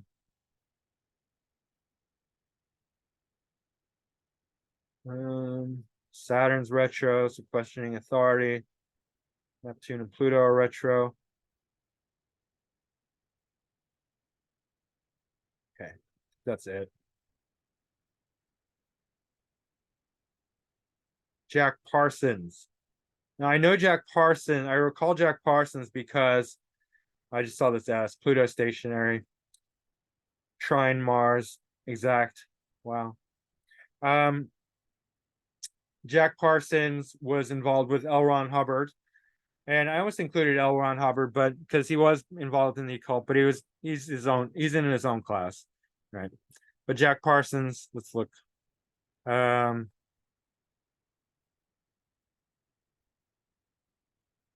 an American rocket engineer, rocket propulsion researcher, chemist, and Selamite occultist. Associated with the California Institute of Technology, principal founders of both the Jet Propulsion Lab and the Aerojet Engineer Corporation. He invented the first rocket engine to use a castable composite rocket propellant. Blah blah blah. Okay, so he's a rocket scientist and an Thelemite occultist. Thelema, it means that's the religion that Aleister Crowley, the wickedest man in the world, started, and it's all about indulgence. So Gemini ascendant, Mercury ascendant lord conjunct Mars and Scorpio, Mars and domicile Mars, and Mercury exactly trine Pluto stationary, and Saturn. Pluto, Saturn in Cancer. Saturn's in poor dignity. Pluto, Saturn together, very heavy, very serious. Okay. And definitely going to lend itself to something as heavy duty as rocket science, right? Oh my God. You know what it would take to be a rocket scientist? Like, you got to be very, very serious. Oh. Then he's got a grand water trine, right? So North Node in Pisces, Chiron, Moon in Pisces, 10th whole sign house, 10th house. MC in Aquarius, Jupiter and Uranus in the 9th. Jupiter and Aquarius. Jupiter conjunct Uranus in Aquarius in the 9th. So it's philosophy and religion. So Jupiter is retrograde. So it's going against the standards of religion and philosophy. Uranus retrograde, even more so. Radical in Aquarius. Radical. Really radical religion and philosophy. That's why he's into Thelema. Plus, he's very mystical, even potentially psychic. Right? With all the water signs, Mercury's there, Moon's there, Ascendant Lord's there. Venus is in Scorpio in the 6th. Sun's in Libra.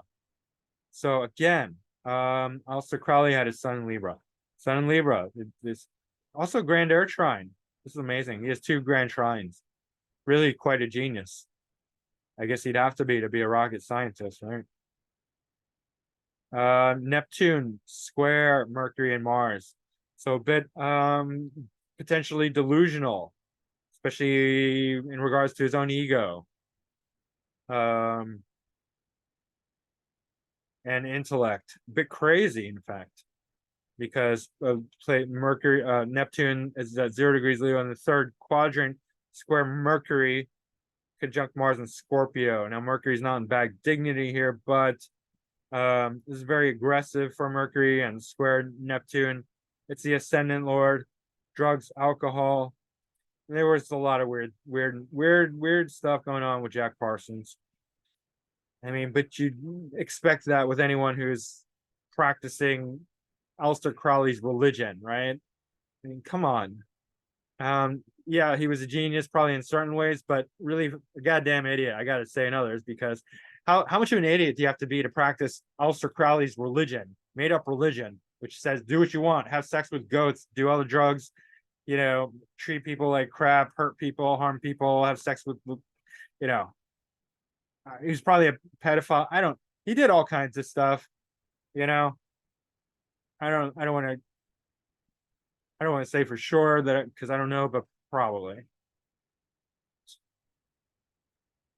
Moon semi-square Jupiter, but Jupiter rules Pisces, co-rules, so that's interesting, but definitely causes some internal tension. Definitely makes it more crazy. Let's see. So Saturn's the 8th lord, that's conjunct Pluto, stationary Pluto, very heavy duty Pluto. Pluto's in Cancer, and it's stationary, and it's conjunct Saturn, the 8th lord. Venus is 12th lord in Scorpio in the 6th.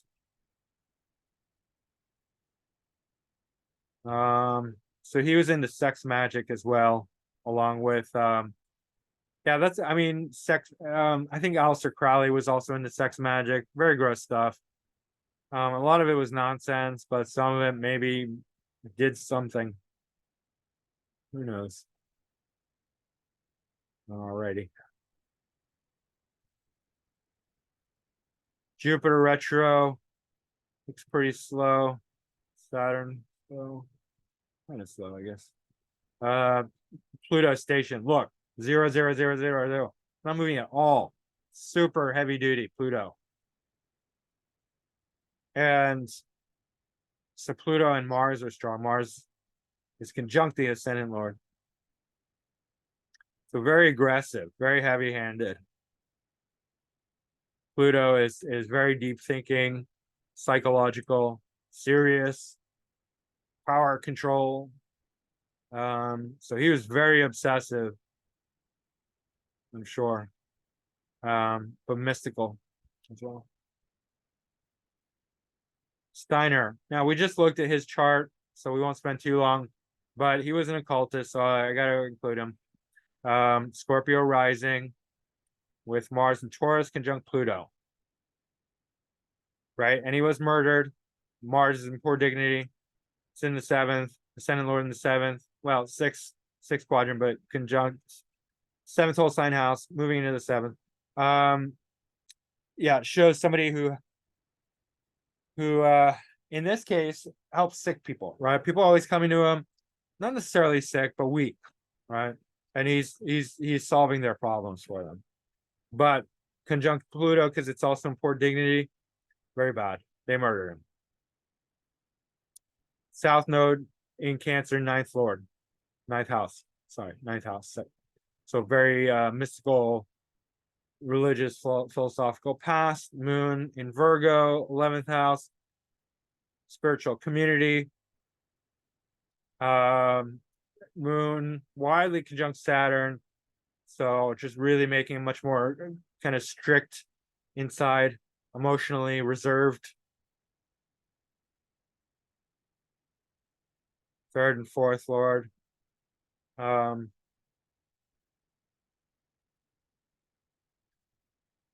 Saturn's ruling the 3rd and 4th. Sorry, it's also retrograde, so going against the grain of authority. Jupiter in the 10th in Leo, so teaching, spiritual teacher. Remember, Jupiter in Leo is what we saw. Jupiter in the 5th or Jupiter in Leo a lot of times indicates a spiritual teacher. Could be an art teacher, could be a kid's teacher, but also a spiritual teacher. It's retrograde. Uranus is approaching the 8th house cusp in Gemini.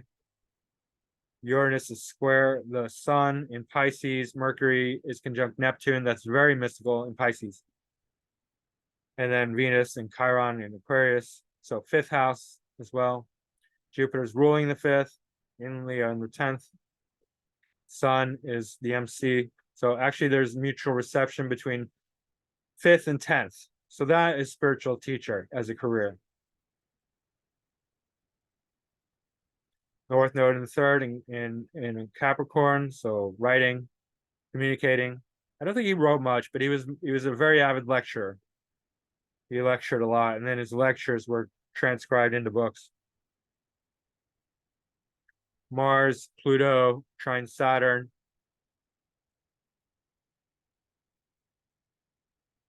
Mars is an ascendant lord. So mystical ascendant lord, actually, and they both co-rule Scorpio, so in poor dignity here. The trine to Saturn is probably quite good. Definitely makes him more scientific minded and reserved and restricted, self-restricted, which is good. Disciplined.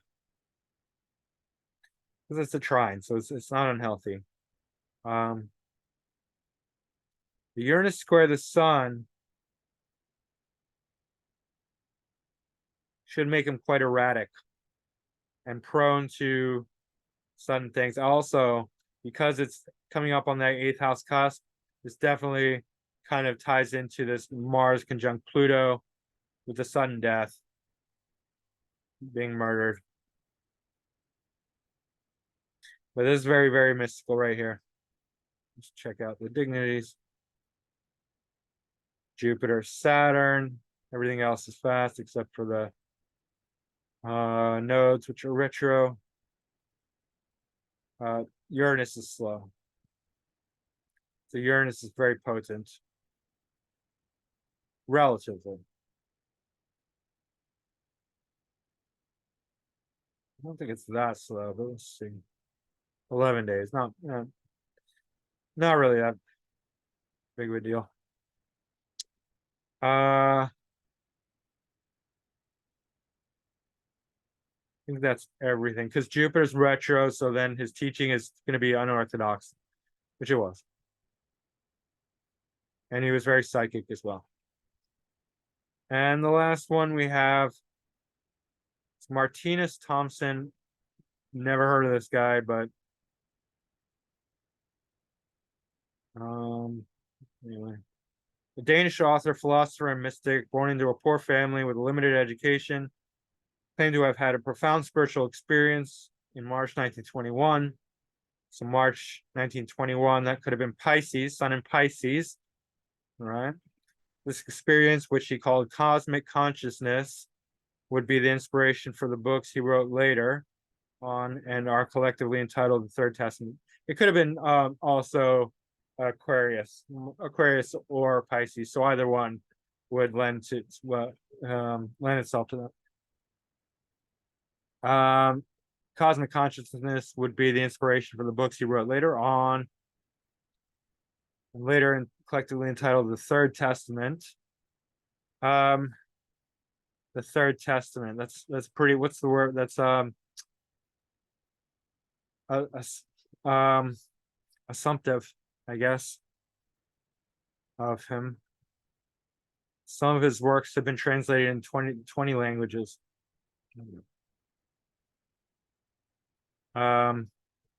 Presumptuous, I guess you could say.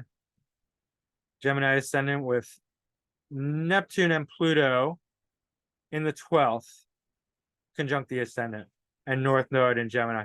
So this guy, I mean, already just from the ascendant, Neptune and Pluto, very mystical, right? Psychological on the ascendant. And Gemini ascendant, because it's ruled by Mercury, so that would also lend itself to the mind, the intellect, perhaps some psychic influence as well. Mercury's in Virgo, so I would say probably more intuitive. And then it's conjunct Saturn, so that's making it more scientific. And then there's the square to Pluto. So that square, and then it's actually part of a T-square with Mars. So it's pretty complicated because there's multiple planets involved. So the Ascendant Lord, which is in good dignity, Saturn, which is the 8th, of course, the 8th and the MC Lord, with Jupiter and Aquarius conjunct the MC.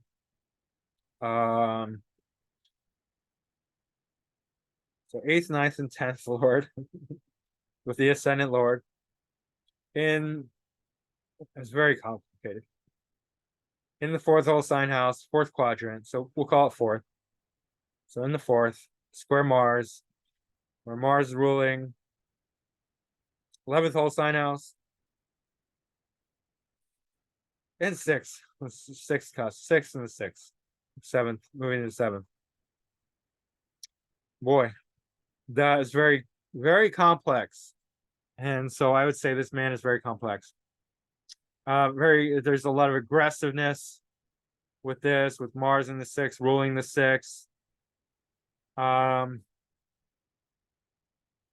But we're pulling in the 8th, 9th, and 10th with the Ascendant Lord in Virgo. So very analytical, bringing it into his own, personal sense of self. Mercury's Ascendant Lord. 4th house, home, early life, early on. Sun in Leo, so sun's in good dignity in the 4th. Moon in Cancer, also in good dignity. 2nd whole sign house, 3rd cusp. So for writing, and it could be very intuitive. And it's sextile Mercury. That's good. Venus is in Libra. A lot of good planets in good dignity. Uranus in Libra. Semi-square Mercury. So Jupiter conjunct the MC. MC Lord, Saturn conjunct Mercury. So this 9th whole sign house, so it's going to deal with religion, philosophy. It's going to be his career, and it's going to be very Aquarian and retrograde. So questioning, going against the grain, but Aquarian, very high-minded, abstract, ideological, social, political, energetic, right? Aquarius deals with vibrational thinking and abstract ideology, energetic patterns. In conjunct Saturn and trine Neptune, Pluto. So Moon is out of bounds along with Mars.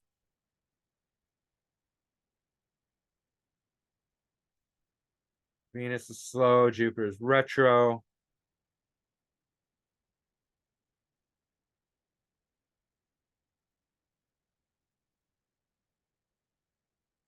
A lot of planets in good dignity. All right.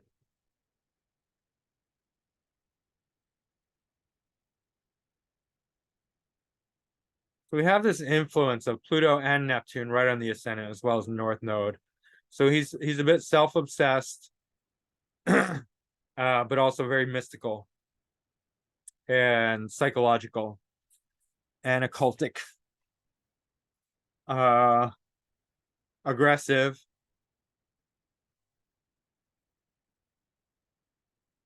Pluto opposite. Mars opposite Pluto would be Mars opposite Pluto conjunct Neptune. So Pluto and Mars in hard aspect to Neptune, I consider the sort of Don Quixote quixotic combination where the person is being physical but delusional at the same time. So like chasing imaginary dragons. But with Pluto, then it's bringing in a different dynamic. It's making it much more obsessive. So obsessively chasing something mystical, potentially imaginary, because it's difficult with the opposition, right? To see clearly. It's not like a trine or a sextile, right? So he's often becoming delusional about his actions. He's fighting things that aren't there. He's arguing, and he's becoming very obsessive about it. And he's very scientific as well. Right here. But a lot of planets in very good dignity. Neptune is in good Uranus is in good aspect to the nodes, but it's not really doing a whole lot. It's in the 5th house, chilling out. Semi-square Mercury, which is the ascendant lord, so there's some contact there. And Sun and Moon are both in good dignity. Moon sextile Mercury, which is excellent. Therefore, he can convey and communicate his heart. And communication, especially scientific, hard-nosed Saturnian type communication, is going to be very satisfying for him because of the connection to the moon.